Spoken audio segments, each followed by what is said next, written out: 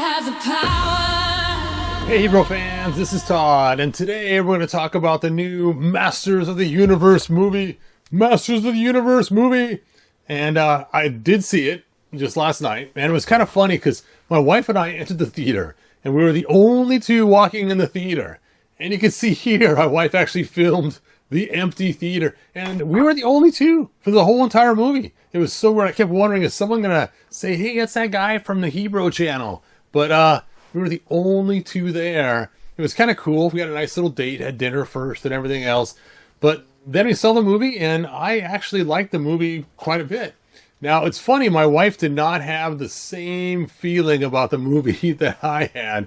So I do want to talk about this a little bit. So if you're planning on watching it, if you're going with somebody who is not a He-Man fan or doesn't know the He-Man story, maybe give them a little bit of stuff ahead of time, like letting them know a little bit about the lore, but of course don't bore them. One key factor to tell them is that Prince Adam's mom is an astronaut from Earth. That's going to help a lot, because my wife was confused about that whole aspect of the movie. I'm not going to go into details because I said it's a no spoiler one, but do just let your friends know if they're going to watch it that this is kind of the background on Marlena, that she is actually an astronaut from Earth, and that will help cement the movie and the way it flows. It'll make a lot more sense.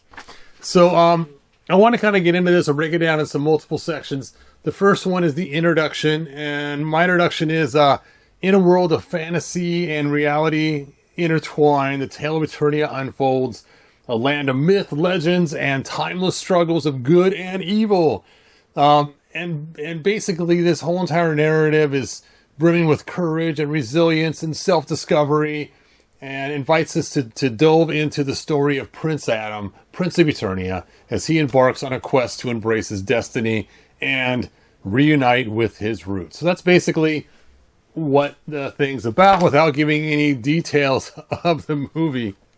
And it's kind of interesting because I didn't watch any previews. I stayed away from the previews, as you guys know, and I just avoided them. And I was really glad I did, because as I watched it, I had just so much fun watching it. Now, granted, this may sound like a spoiler, but it's not. Obviously, at some point in the movie, he turns into He-Man. That's a given, so I'm not giving you a spoiler.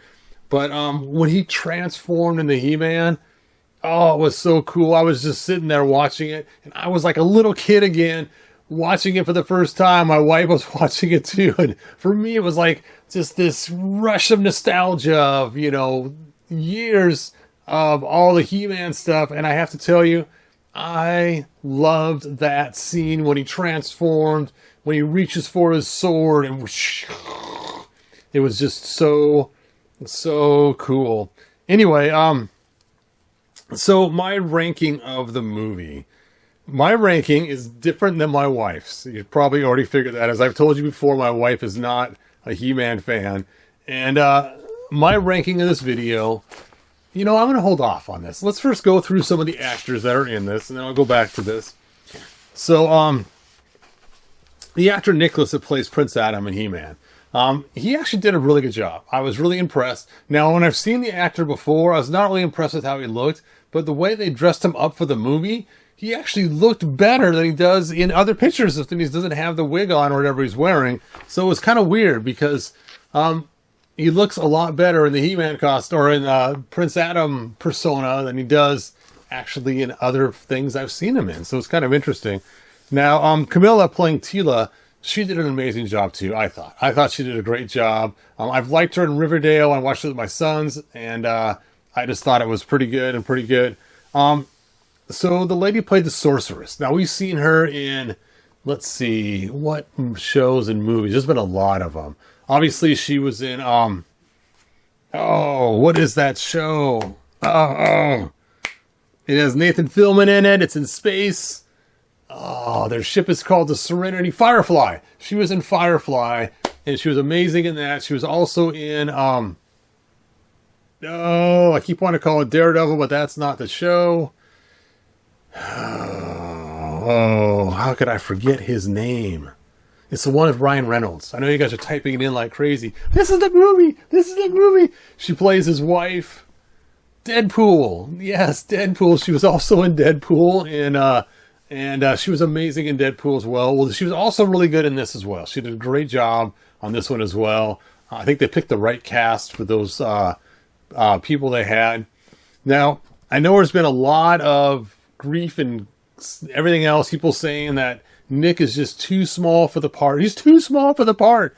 Well, my wife, who's not a He-Man fan at all, as I told you, she did mention it on the drive home. She said, you know, the guy they picked for playing He-Man, he didn't strike me like he would be He-Man.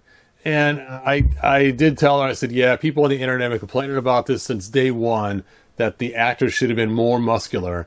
And even my wife, who's not a fan, and I did not preface this, I didn't, say, hey, people feel this way. It was just her own thoughts about it.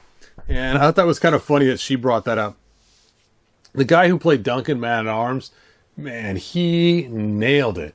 Now, of course, we've seen him in Thor, and we've seen him in some Avenger movies, and we watched him in oh man, my memory is just going faltering really bad. What is that one with the Joker and Harley Quinn? Suicide Squad. We saw him in Suicide Squad as well, and he was really good in that. I don't know if he's in the first one or the second one or both, but I definitely remember him in the second one. That's funny. Speaking of Jared Leto, I know people said that he's going to ruin the movie. And so my wife, who doesn't know Jared Leto, she's never seen the new Tron movie, or she's never seen him play the Joker or anything else. She actually liked his portrayal of Skeletor.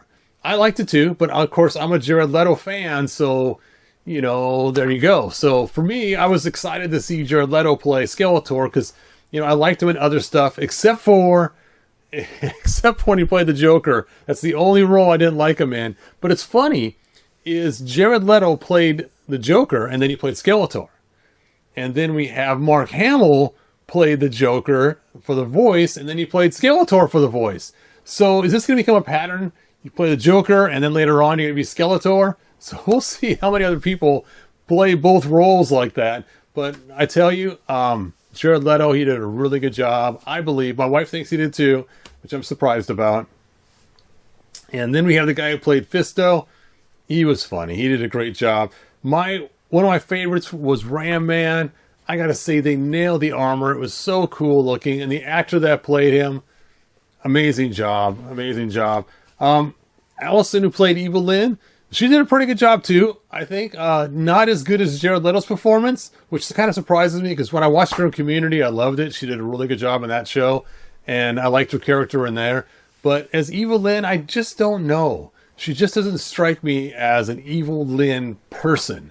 And I thought this even before I actually even seen the movie, so it was a preconceived idea. So I asked my wife too, and she also thought her performance was not that strong. But I think she just doesn't have that evil streak in her, which would help, which some actresses, seem to do that really well. But for her, it just didn't seem to come natural, so it didn't flow very well. I kept waiting for her to turn on Skeletor or something. I'm not going to give you any spoilers. I'm not going to say whether she does or doesn't. But it just felt like she had this good streak in her the whole time while I was watching it. So it was kind of strange. Now what's funny is there's this actress named Charlotte Riley, and she plays Queen Marlena. Now, a while ago, I posted a picture trying to figure out who this person was in the background of a picture that I had, and I brought her to the foreground and had AI finish the rest of her face that was covered up by one of the actors. And I said, who is this? And I sent it out via Facebook and everything else. And I'm like, I don't know who this actress is. I'm just curious who she is. Can somebody please help me figure out who this actress is? And sure enough, when I watched the movie, it's like, hey, it's her. I can't believe this. So now I know the person who I didn't know. I even made a video about it. You can go back and find my video and it will say, who is this person? And it was actually her, now that I know. It was the same face. It was like, that was pretty funny. Now, there is something that is fun, and not really a spoiler too much, but you've probably already seen stuff about this. But actually, Dolph Lundgren's in the movie. Yes, I was surprised too. I already came up. I turned to my wife and said, hey, that's Dolph Lundgren. And she's like, so? Rocky? The first He-Man? Okay, never mind. But, so, anyway, And he has kind of a fun little role, and I'm not going to give it away because it's kind of a fun cameo role that's in there as well. Now, I am going to tell you, though, do stay for the end clip after the credits start rolling. There's a great clip at the end. I'm not going to give it away in this video. I'll have a separate video just about the end clip, but do stay for the end clip. Don't just get up and leave the theater as soon as you see the credits start going. You got to watch the end clip too. My wife left before the end clip, and I said, I'm staying just in case there is one. And there was one, and it was good. It was good. So stay for the end clip. All right, let me take a look here at my notes. Let's see. Make sure there's no spoilers in here. Yes, sounds like it's not a spoiler here. Let's take a look at this. Adam's journey is not merely reclaiming the Sword of Power, but understanding his own identity and purpose. Alongside legendary companions, Ram-Man, Fisto, the Wise Sorceress, Adam faces formidable challenges, doubting voices, and an imposing ruler, Skeletor, who thirsts for eternal power. Through these trials, Adam learns that true strength lies within. Yes. Let me take a look at I gotta make sure I'm trying not to give any spoilers from my notes here. It's funny, last night I sat up all night, not all night, but for hours, just writing down typing all these notes in on my Word of what I saw in the video and the movie and everything else. And then this morning I went through and downloaded the trailers and started watching them so I can get different clips to throw in here and stuff. But it will be a more extensive video, it'll be much more in depth tomorrow night. This is just kind of my first impulse and trying to give no spoilers. So time for our scores. I give it an 8.5 to 9. I loved it. I loved it. I'm going to see it again this Friday with my boys, and hopefully the theater won't be empty again. And my wife, though, now granted, remember, she's not a He-Man fan, but she only gave it a 3. A 3? I mean, really, I asked her again, I said, really, just a 3? That's it, just a 3? She goes, well, movies compared to movies, yeah, a 3. Now, she goes, if I was in the He-Man, maybe I'd rank it higher. But I thought for a movie by itself, okay, so let me try to pull the biasness out. Let's say I didn't like He-Man at all, or I didn't know He-Man. I just saw this the first time. It was the first exposure I had. No nostalgia, anything else. Just a movie on its own. I suppose I'd probably give it a much lower number. Probably a 5.5, 6 tops. But a 3? Now, I do have to say, when I saw the 1987 movie, I was so disappointed because so much of it took place on Earth. And I was really afraid this was going to be a repeat of that because we've seen clips, pictures of Prince Adam on Earth. I'm here to tell you he doesn't spend too much time on Earth. So hopefully not a spoiler too much. But don't be afraid to go because of the whole Earth thing connection. It's a relatively small piece of the movie itself. But it is actually worked in really well. They did a really good job the way they worked it in and how they made it make sense. And it kind of made for a fun thing. I think my wife enjoyed the Earth scenes more than the Eternia scenes. But I should ask her that. In the next video, I'll let you know. Anyway, that's all I have for this one. Hopefully I didn't give away any spoilers. If I did, tell me in the comments that I gave away spoilers. And again, if you're a He-Man fan, go see it. It is definitely worth the watch. You'll get past the idea that he's not muscle bound like that.